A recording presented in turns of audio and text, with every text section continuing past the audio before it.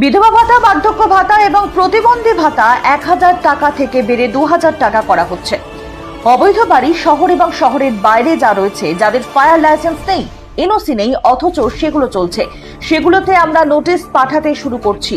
প্রথমে সময় দেব রেকটিফাই করতে, বলবো যারা নিয়ম মানবে না তাদের বিষয়ে রিটেক।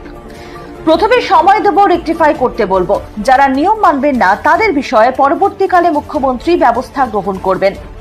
তপসিয়াতে যে বাড়িটিতে গিয়েছিলাম, সিঁড়ি এতটাই সরু ছিল সেখানে লোক নামতে পারেনি।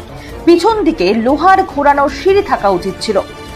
নগরোন্নয়ন মন্ত্রী অগ্নিমিত্রা পালের ঘরে এবার থেকে 128টি পুরসভার সিসিটিভি ক্যামেরার লিঙ্ক দেওয়া থাকবে, যার মাধ্যমে হবে মনিটরিং। অ্যাকাউন্টেবিলিটি থাকা দরকার, যেটা এতদিন ছিল না, সেটা আনফরচুনেট।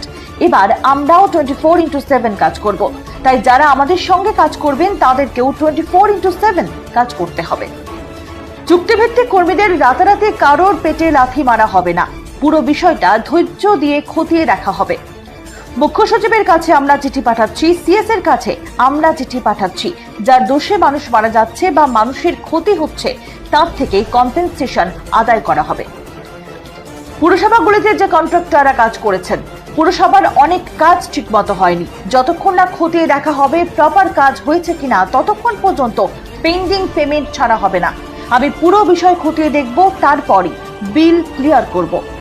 ভান্ডারের জন্য কি অনলাইনে অ্যাপ্লাই করা যাবে?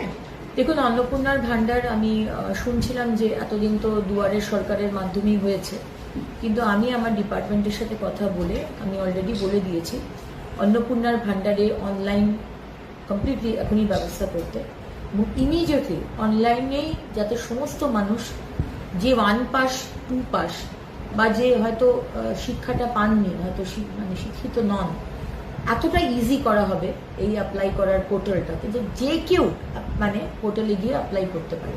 সুতরাং অনলাইনে অন্নপূর্ণার ভান্ডার আমার প্রত্যেকটি বাংলার মা বোনেরা যাতে অ্যাপ্লাই করতে পারে, আমরা কিন্তু সেই ব্যবস্থা করছি ইমিডিয়েটলি।